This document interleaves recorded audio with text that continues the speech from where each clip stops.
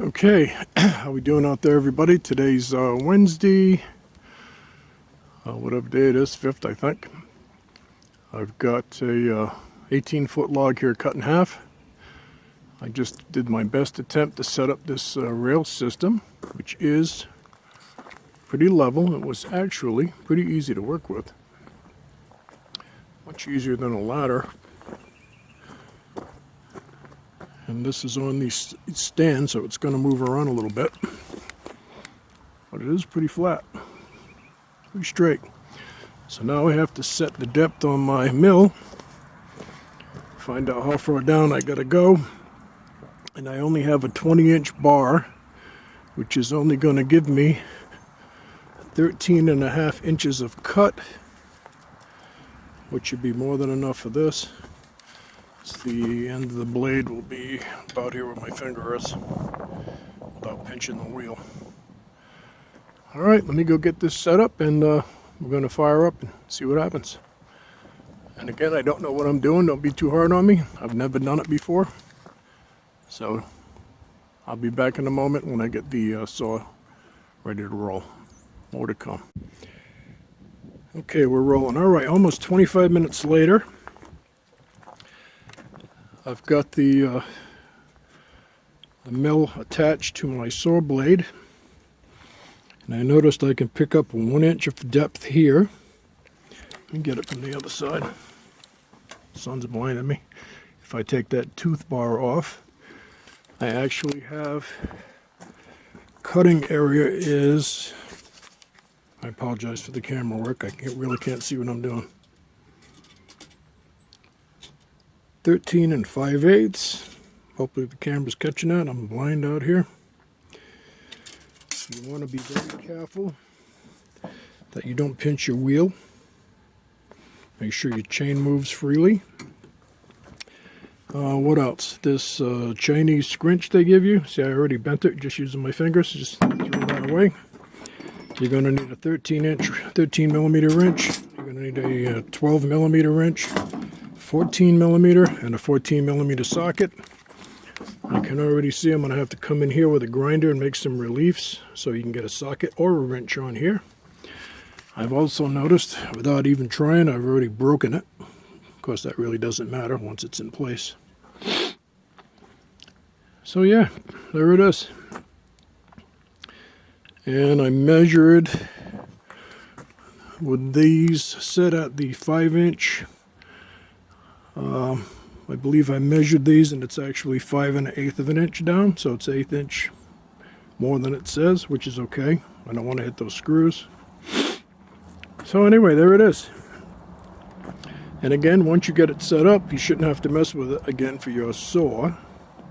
I'm trying not to buy the 24-inch bar. That would give me about 17.5 inches of cutting. I got 14 and whatever I just said, about 13, whatever it was. Yeah, 13 5/8 right now. So it's going to cost about another $150 for a chain and a new bar. I don't know if I want to do that. So anyway, I'm going to warm up the saw, and we'll see how it goes. Okay, I've checked everything for about the 5th time. Make sure I don't hit those lugs holding that frame down.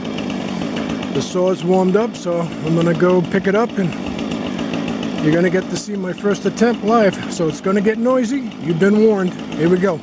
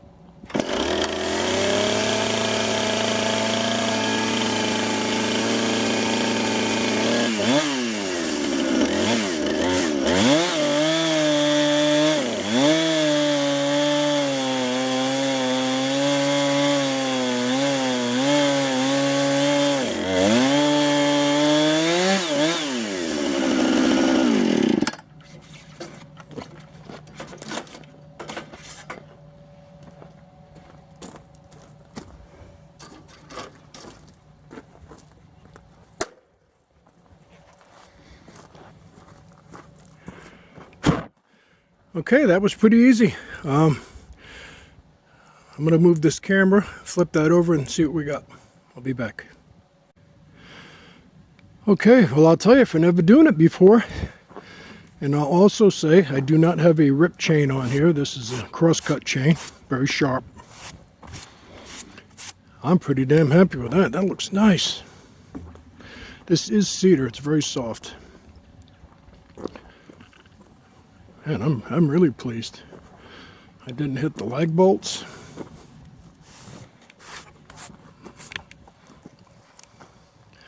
All right, I'm going to set up the depth.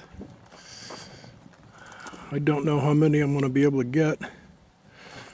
I'm going to try to get 4 1-inch planks out of that, which then I can cut down to deck boards for the deck. So let me change that up and I'll be back. We'll see what happens. But I'm pretty pleased with that. That chainsaw went through there like butter. That's really nice. I tried this on a piece of oak, and I did 6 inches of oak with that blade sharp. Went right through it nice. All right, more to come. We cut out a plank. See. Okay, I've got this readjusted, and I got it at the 1 1/4 mark, and I actually measured it, and it is dead nuts on 1 1/4. Well, 5/4. I drilled this hole here so I can put the tape measure in. Of course, I can't show you because I don't have 3 hands. But I put the tape measure in and hold this a square flat to the bottom, and you can get an accurate measurement of your depth. So that. Okay, just shut my camera off unintentionally. I'm going to fire this up, warm it up. So far, the only mistake I made was in the last cut was I shut the saw off without letting it cool down. I was too excited about the cut. I don't normally do that. That's not a good practice. All right, I'm going to fire this up, let it warm up, and I'll be back.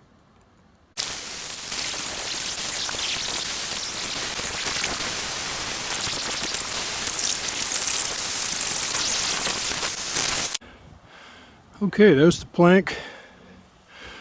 One thing I noticed is when the wind's blowing the wrong way, you definitely need to put a mask on. I learned there's a lot of drag from the mill on top of the log here, the plank. And I also thought that it was cutting a bit slow, and lo and behold, there's a nail in here. And I cut through it right on the very end. That's why I stopped the saw. I thought there was one. That's not for me, because you can see how deep that is. And I only used a 1-inch bolt, so that's not me. That was in the tree. And it doesn't go through. Damn, it made a nice plank. Alright, well, I gotta go sharpen up my saw blade and hope I don't hit any more nails. But that made a damn nice plank. Alright, more to come at a later date. This is getting way too long. I gotta go sharpen up my saw blade. That nail messed it up. I knew I hit something. Well, that's the what you get when you mill your own lumber. You get to find these things. Alright, that's all for now. First experience with the chainsaw mill. So far so good, right up until we found the nail from God knows when, how long ago that was in there. Alright, thanks for watching.